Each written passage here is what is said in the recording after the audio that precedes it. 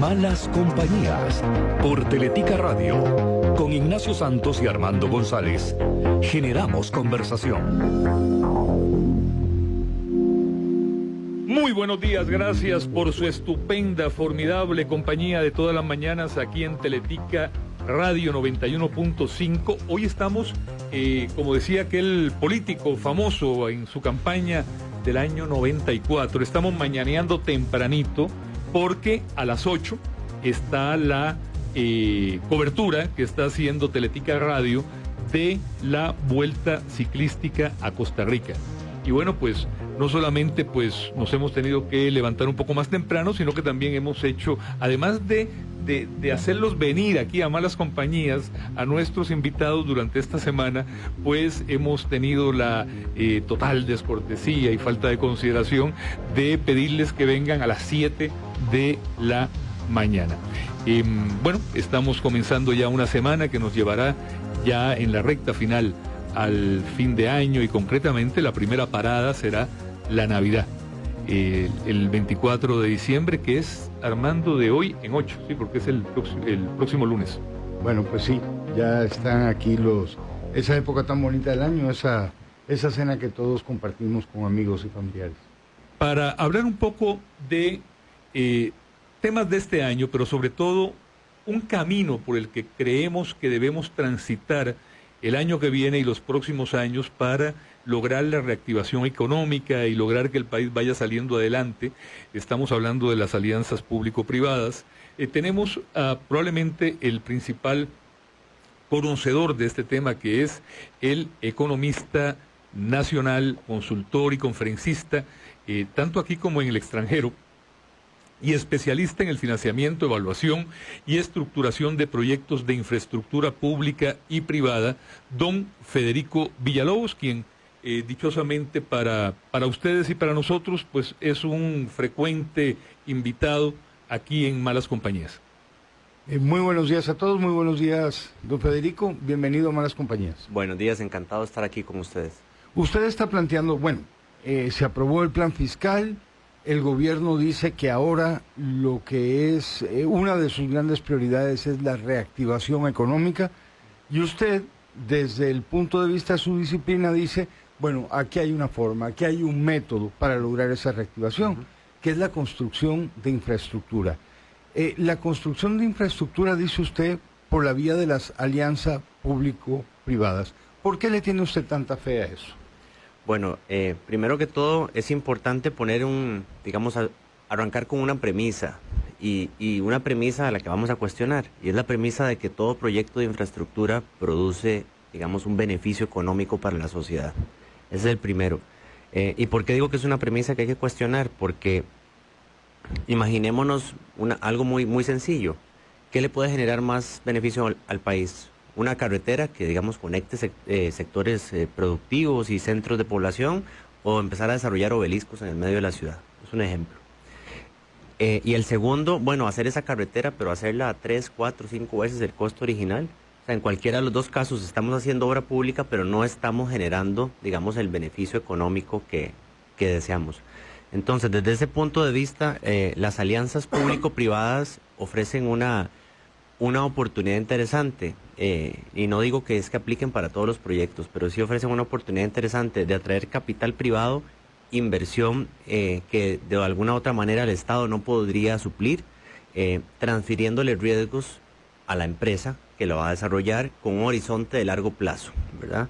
Entonces ahí lo que estamos procurando es que todos estos impactos que hablamos inicialmente de sobrecostos, de proyectos que no deberían realizarse, fluya el riesgo del sector público hacia la empresa privada. A ver, el que sea una empresa privada quien participe, ciertamente nos libra de proyectos inútiles, porque nadie va a invertir en hacer un obelisco del cual no se pueda sacar provecho.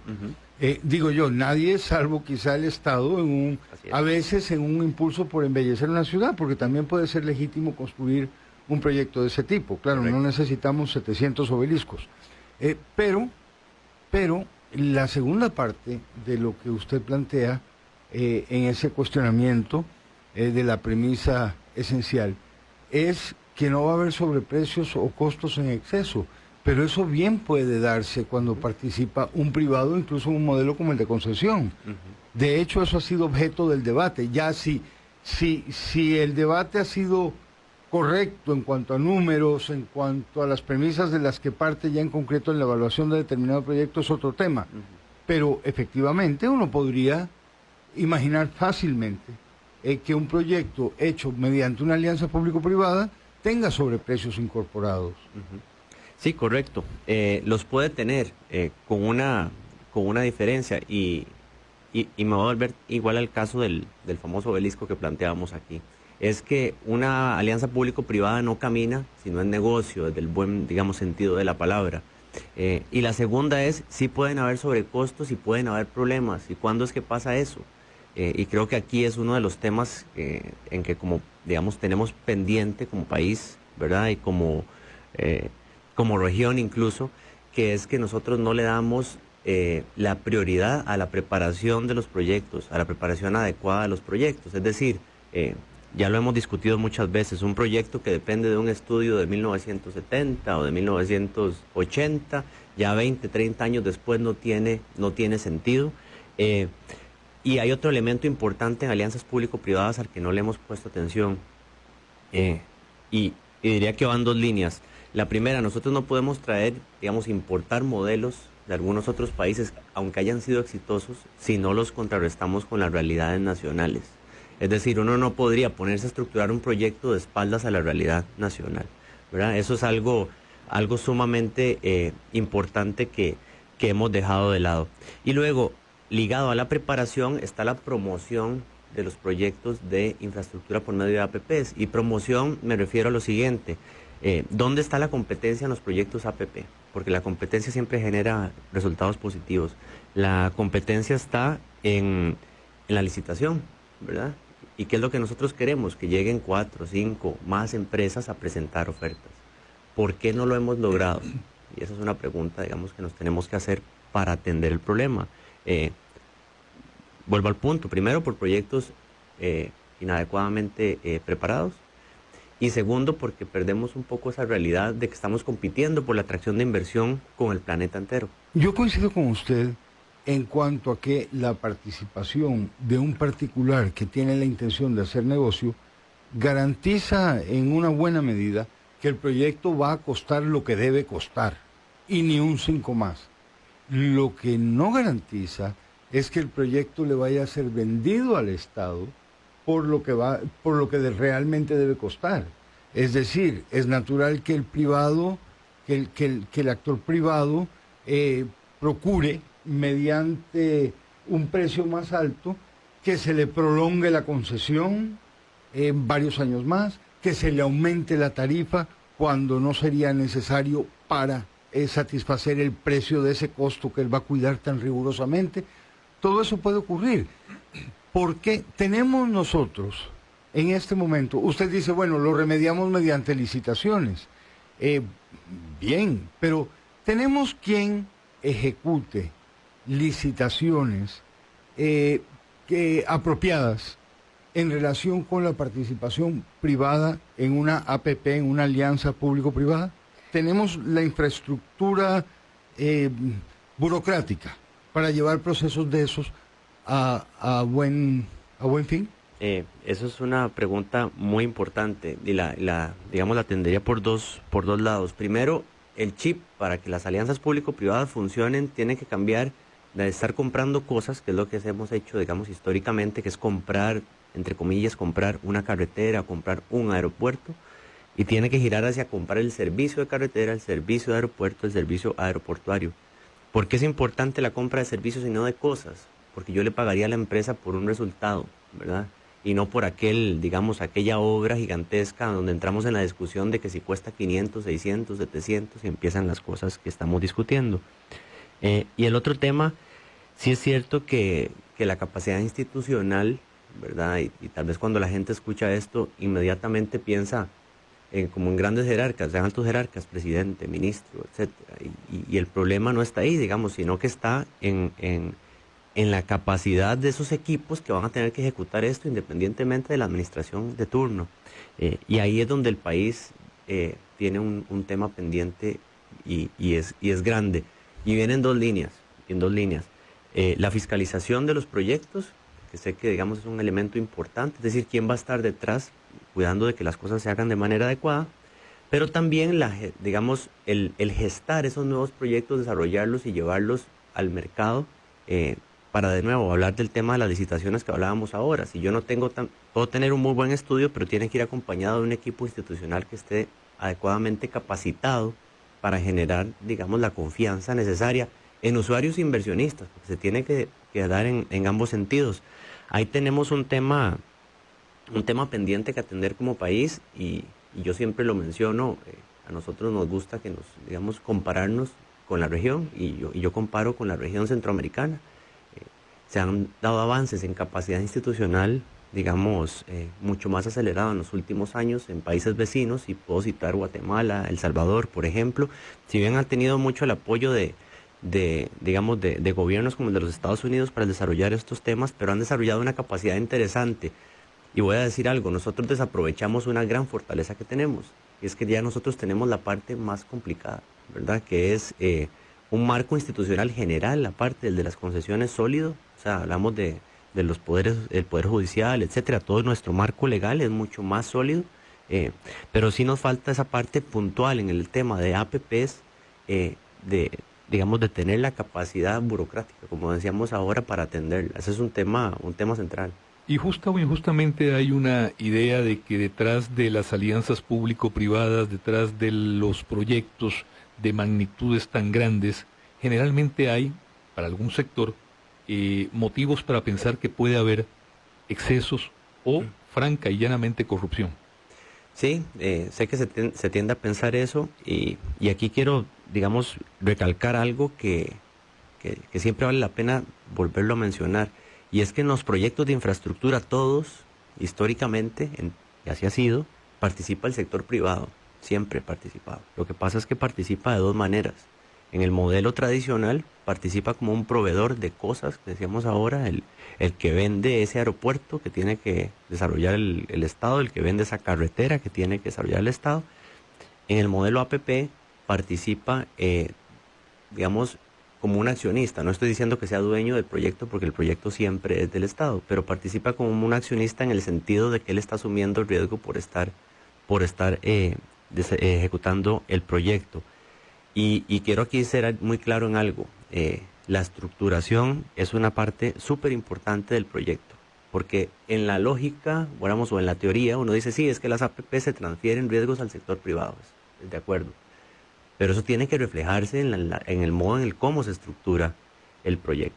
Por ejemplo, yo no puedo tener un proyecto donde dice, le garantizo el rendimiento. Entonces ya, ¿dónde está el sentido? ¿Qué riesgo estoy transfiriendo? Es decir, en la teoría las APPs transfieren riesgos, generan incentivos de la innovación por parte del sector privado, pero eso tiene que estar reflejado en la forma en cómo se estructura el proyecto, ¿verdad? Eso es algo clave. En otros países se hacen alianzas público-privadas no solamente para hacer carreteras o aeropuertos o grandes complejos portuarios, sino que también para hacer escuelas u hospitales. En el caso de nuestro país, ¿dónde usted ve como más necesario, más deseable las alianzas público-privadas de acuerdo a las condiciones del país? ¿Para hacer qué cosas? Ok, vamos a ver, esa es una pregunta interesante, y se abren muchas áreas. Primero yo partiría diciendo que es un elemento que va caso a caso. O sea, dependiendo de cada caso, pues así se aplicará o no el modelo APP. Me parece que en el tema carretero, aun y cuando cualquiera que nos mire de fuera dice, ¿y por qué no empezaron por lo más fácil? Que es precisamente escuelas, hospitales, ¿verdad? Que son infraestructura de tipo social. Pero en el tema carretero tenemos una oportunidad importante por desarrollar el modelo APP. ¿Por qué? Primero, porque sabemos que tenemos una limitada capacidad, digamos, para que el Estado lo atienda, y no solo financieramente, sino de una manera de gestión, ¿verdad? Eso es algo central. Así que el tema de transporte en general hay una oportunidad importante, y sí incluiría el tema de infraestructura educativa. Y aquí recalco algo, subrayado y en negrita, como decimos. Estamos hablando de el desarrollo de APPs de la infraestructura escolar, no del servicio educativo que está detrás, ¿verdad? Sino que es el desarrollo de los centros educativos. ¿Y por qué? el Ministerio de Educación Pública maneja importantes recursos para el desarrollo de infraestructura que podríamos optimizar mediante este modelo y nos permitiría empezar a, digamos, normalmente en el sector educativo se han contratado obras de mediana a pequeña envergadura, ¿verdad? Que no reflejan esa capacidad, digamos, de economía de escala que tiene el Ministerio de Educación Pública. Me parece que en el tema de educativo hay una oportunidad y agregaría otro sector que no se suele, digamos, tocar, que es todo el tema de saneamiento de aguas residuales, o sea, atención de las aguas residuales, ¿verdad? Aquí vivimos en un país verde, un país que aspira, digamos, a ser un líder en el tema de medio ambiente, pero donde hay mucho por hacer. Correcto. En ese caso en puntual hay un área importante.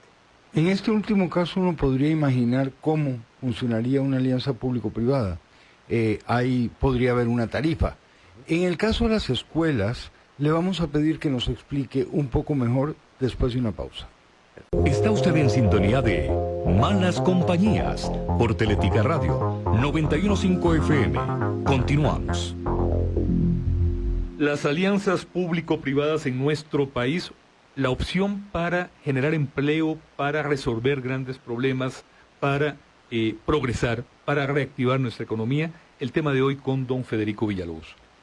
Don Federico, usted nos hablaba en el último segmento de otras áreas, además de las carreteras, donde se podrían aplicar alianzas público-privadas.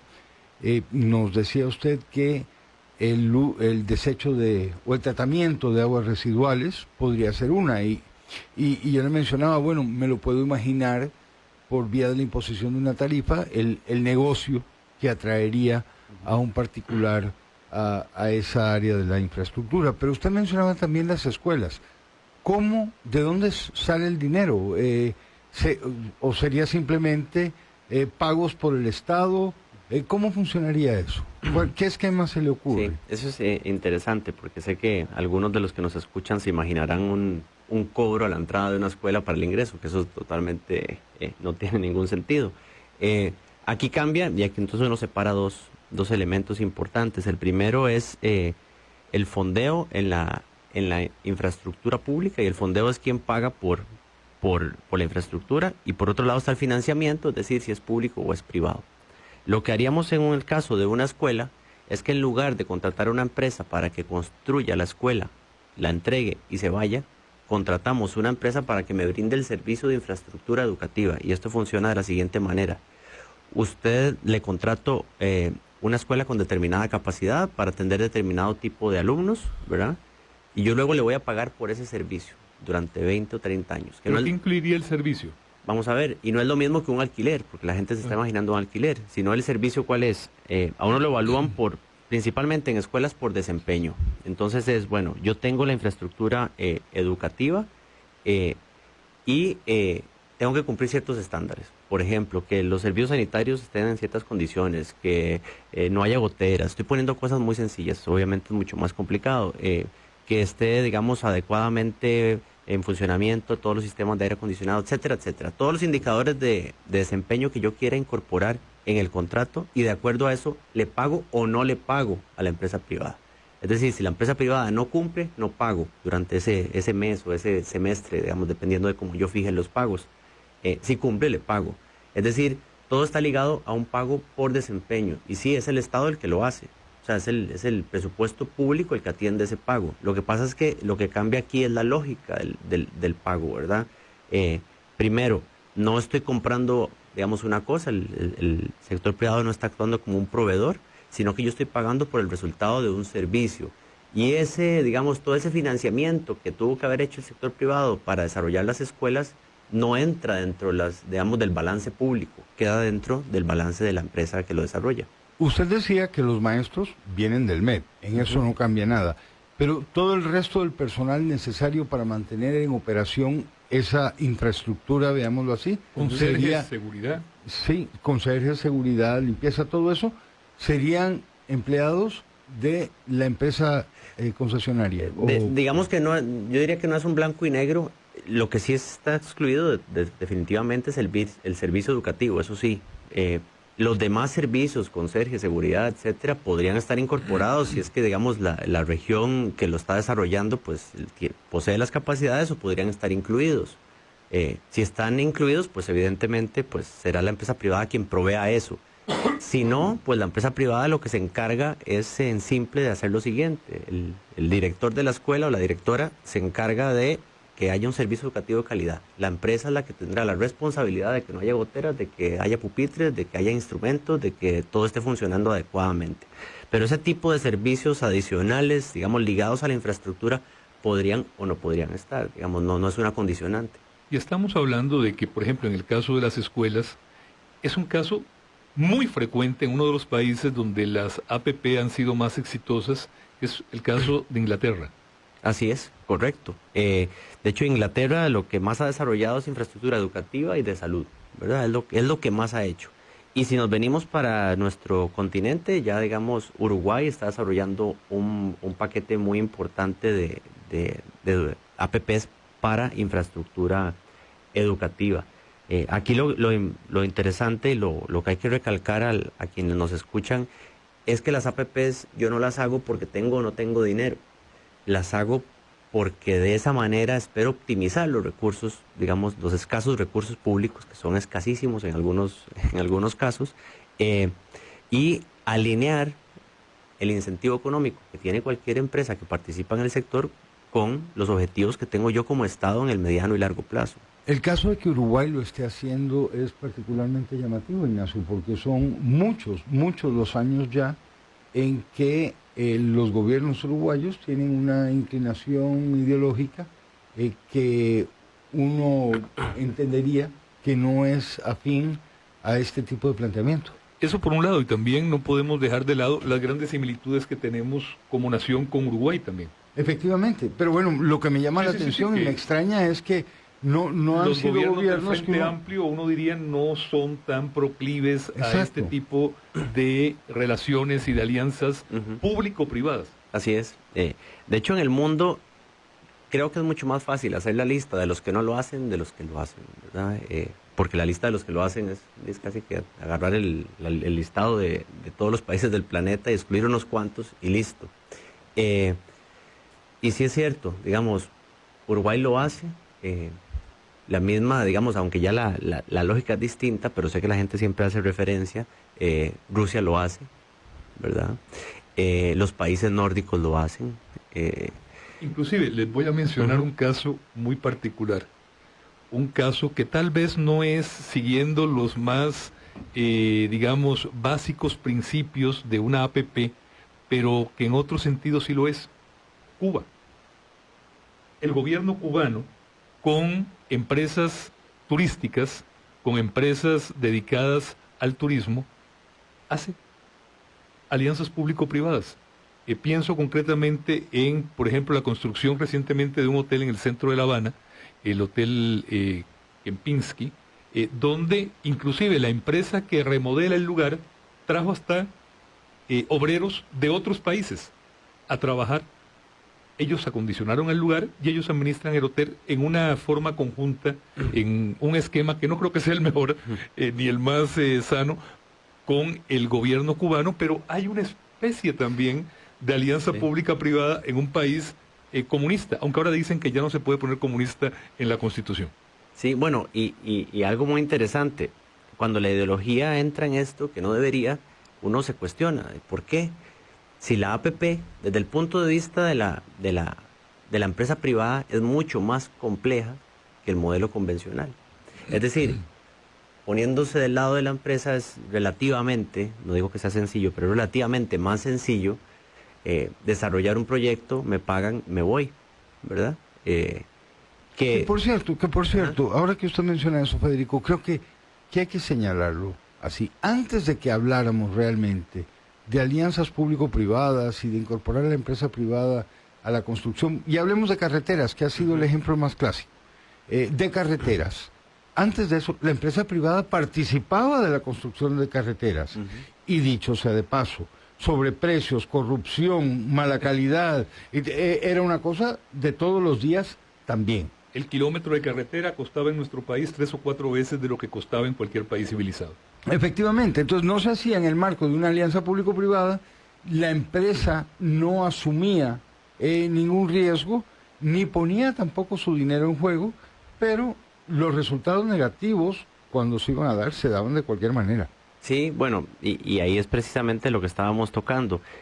Para la empresa, digamos, es decir, uno le exige más a una empresa por medio de un modelo APP que por medio de un modelo convencional. Y el modelo APP, digamos, ahora que sé que es un elemento importante, hablamos de transparencia, este tipo de cosas, el modelo APP, no estoy diciendo que sea, digamos, ajeno o esté totalmente vacunado contra este tipo de cosas, pero tiene una ventaja, digamos, y es que, ¿cómo funciona? El Estado firma un contrato con un concesionario para el desarrollo de un proyecto. Ese concesionario tiene que ir a buscar financiamiento en N cantidad de bancos, ¿verdad? Algunos le dirán que sí, otros que no. Pero los mismos bancos de alguna manera empiezan a actuar como un filtro, porque por lo menos los bancos de primer orden tendrán mucho cuidado de con quién aliarse y dónde poner su nombre dentro de un proyecto. ¿Y su dinero? Exactamente. Y además, si incorporamos esquemas de mercado de valores, como ya se ha hecho acá, digamos, de emisiones públicas, aún más, porque entonces los datos financieros del proyecto estarían disponibles para todos. De hecho, hoy uno podría accesar los estados financieros de Ruta 27, por ejemplo, lo puede accesar a través del sitio web de la SUGEVAL, porque hay una emisión de bonos ligada a ello. Entonces, me parece que se incorporan nuevos elementos que de alguna manera ayudan a prevenir que sucedan ciertas situaciones que queremos evitar. Estaba revisando en detalle la página web que tiene don Federico Villalobos, donde hay un sinnúmero de información para los interesados en este tema, pero encontré uno que habla de 5 realidades técnicas, ¿sí?, que pues explica y pone en contexto algunos mitos que hay sobre las APP. Sobre ese tema volveremos, concretamente sobre el tema concesión no es privatizar y concesión no implica peaje. Vamos a una pausa y regresamos con don Federico Villalobos. Matic presenta la frase del día. La infraestructura es mucho más importante que la arquitectura. Y lo dice nada menos que un prominente arquitecto holandés, Rem Koolhaas. BAC Credomatic presentó la frase del día. Habíamos dejado un tema pendiente antes de ir a la pausa, y es que, pues, para poner en la real perspectiva el tema de las APP, hay que tener en cuenta algunos mitos que suelen dominar la discusión en ocasiones. Por eso, en la página web de Federico Villalobos, quien es socio de infraestructura y asesoría financiera de la empresa Deloitte, ahí vamos a encontrar, pues, un artículo que creo que vale la pena, pues, que usted revise si le interesa el tema con más detalle, que se titula 5 realidades técnicas. Pero bueno, comencemos con el que habíamos dejado pendiente, don Federico, que era el primer punto, el primer mito, y es concesión no es privatizar. Correcto. Importantísimo, los proyectos bajo el modelo de concesión son siempre propiedad del Estado. Es decir, si un proyecto de concesión financieramente fracasa la empresa, fracasa el que invirtió, pero la carretera, el puerto, el aeropuerto, la escuela son propiedad del Estado costarricense. Así es siempre. Lo único que cambia, como decíamos ahora, es que en el modelo convencional, en el que la gente dice, que por cierto está, digamos, hay un mito ahí también, pero en el modelo que la gente dice gratis o hecho por el Estado, que no es ni gratis ni es hecho por el Estado, ¿verdad? Es pagando y hecho por una empresa privada, ahí se paga a la empresa como un proveedor. En el otro es exactamente, digamos, un esquema similar, solo que aquí el Estado le está diciendo, bueno, quédese durante 20 o 30 años y asuma la responsabilidad del proyecto. Pero el activo que está detrás es siempre propiedad del Estado. Hay otro punto que toca usted en este artículo de 5 realidades técnicas, y es concesión no implica peaje. Así es. ¿Cómo explicarlo? Ok. La gente cuando hablamos de concesión se imagina la aguja de peaje cobrando. Eso es siempre. Y probablemente no, proyectos... es una parte importante. Claro, también claro, es importante. No es algo ajeno. No, es importantísimo. Pero podrían haber proyectos de concesión, incluso de carreteras, donde no exista el cobro de peaje directo al usuario. Es decir, donde lo pague el Estado. Algo similar al ejemplo que planteamos ahora de las escuelas. Es decir, que el Estado pague al concesionario por 2 cosas. Por cuántos carros pasan, pues ya estoy pagando, digamos, por demanda, y por las condiciones en las que está la carretera. Esto podría aplicarse perfectamente a los contratos de mantenimiento que tiene Conavi, ¿verdad? Entonces Conavi podría optimizar de alguna manera los recursos ahí. Es decir, una cosa es el fondeo, es quién paga por el proyecto, y otra cosa es el financiamiento, si es público o es privado. En y siguiendo con el artículo suyo, que a mí me resultó particularmente esclarecedor, hay otro punto, otro mito, y usted lo analiza ahí con detalle, pero obviamente me gustaría que lo hiciéramos ahora. El término es, en la APP es menos probable que se ejecute un mal proyecto. Hemos hablado ya un poco sobre eso en el transcurso del programa, pero ¿por qué decirlo tan categóricamente? Ok, imaginémonos una carretera que no tiene el derecho de vía liberado, o sea, que no están las expropiaciones listas en su mayoría. En un modelo convencional yo podría darle orden de inicio al sector privado y decirle arranque, ¿verdad? ¿Y qué va a pasar? Que el sector privado arranca un poco y luego dice, hasta aquí me quedé porque no puedo seguir, usted no me liberó el derecho de vía. Y ya sabemos que eso genera una contingencia importante financiera para las finanzas públicas. En la APP, por ejemplo, en este caso que planteamos, no podría ni siquiera conseguir el financiamiento del concesionario, porque el concesionario va a ir a tocarle la puerta a los bancos y le dice, aquí le traigo un proyecto muy bonito en Costa Rica, pero solo están listas el 20% de las expropiaciones. Probablemente le digan, váyase a su casa y regrese cuando tenga el 95%. Después de haberse reído unos 5 o 10 minutos. Así es, sí, probablemente. Entonces, de alguna manera ahí entran los pesos y contrapesos.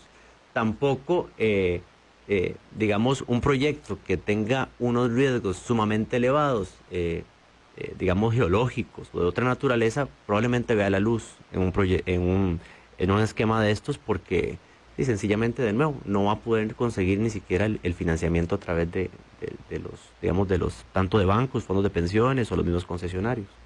¿Cómo ve el futuro usted? ¿En qué casos es imperioso que utilicemos esta figura ya en nuestro país? Vamos a ver, bueno, hay proyectos... ¿Y qué casos concretos? Sí, hay proyectos, ahora que hablábamos y nos centramos en carreteras que tienen que, y hacerlo bien, ¿verdad? No es un tema, y regreso, no es el tema de decir, bueno, no tengo salida, tengo que hacerlo a como de lugar, y no es así. Pero, vamos a ver, ampliación de la Ruta 27, ni hablar, es un proyecto que ya tiene el modelo, digamos, en operación. El desarrollo de la ruta San José-Cartago, que es muy importante, ya el gobierno ha dado sus primeros pasos en, por lo menos, la actualización de todos, digamos, los estudios previos que... A como van las cosas, yo creo que en el siglo antepasado, entre el 1870 y el 1890, se pudo hacer la vía férrea Cartago-Limón, y 2 siglos después no se ha podido hacer la ampliación de la carretera en ya todos los años que lleva de Cartago a San José. Sí, es una paradoja que nos deja muy mal parados. Y vamos a ver que es un elemento importante ahora que menciona Cartago. Cartago tiene dos componentes que no hay que olvidar como una lección aprendida país.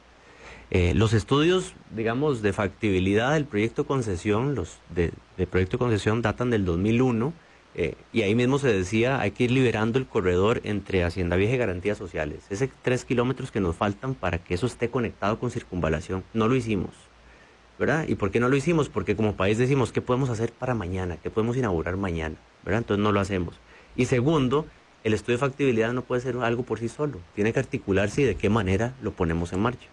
Perdón que interrumpa, Armando, pero vuelvo a lo que mencionaba del ejemplo, y se aplica totalmente. Se pudo hacer el tramo, los 70 kilómetros, en una selva inhóspita, donde murieron miles de personas, se calcula que como 2.000, para la construcción del tren, de la línea férrea, de Cartago a Limón, en el siglo antepasado, y nosotros no hemos podido hacer la ampliación de esa carretera. Pero en un lapso parecido. Pero mediante un modelo de alianza público-privada, sí se pudo construir una obra de infraestructura que es de las más grandes de la historia nacional, que es la terminal en Moín. Así que, bueno, el camino que está señalándonos Federico, sí es un camino por el que se puede transitar, pero yo quisiera hacerle una pregunta que regresa al lugar donde comenzamos este programa. ¿Qué es lo que a mí me inquieta sobre el planteamiento que usted hace de las APP como medio para dinamizar la economía. Dinamizar la economía es algo que tenemos que hacer ya. Y no tenemos ni siquiera, usted nos lo decía al inicio, certeza de que la estructura legal, burocrática, necesaria para garantizar la buena ejecución de proyectos de este tipo esté en buenas condiciones. Entonces, ¿cómo es que usted aboga por esto como elemento para reactivar la economía? Sí, ese es un muy buen punto. Ese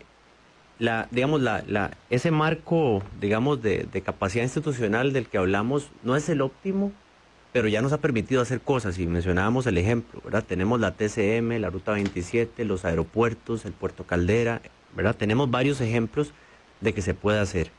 Es decir, yo plantearía lo siguiente, porque cuando uno habla de estos temas, tal vez la gente se imagina, bueno, es que esto mientras lo arreglamos nos va a dar el 2053 y hasta ahí vamos a empezar a hacer algo. No, no implica, son para mí dos acciones paralelas, ¿verdad? Es poner en marcha un programa APP, y un programa APP, digamos, seriamente lanzado, tiene dos elementos. El primero es que podríamos ver en un mediano o corto plazo obra, que es lo que, digamos, todos estamos esperando, pero también envía una señal muy importante, ahora que estamos hablando nosotros de señales hacia los mercados internacionales, tanto de infraestructura como de financiamiento, porque las mismas calificadoras de riesgo van a decir, bueno, este país se puso serio y ya quiere empezar a construir obra de infraestructura, que además de dinamizarle su economía, lo está haciendo de una manera sostenible con las finanzas públicas. Entonces ahí hay dos elementos clave dentro de las señales que nosotros tenemos que empezar a enviar.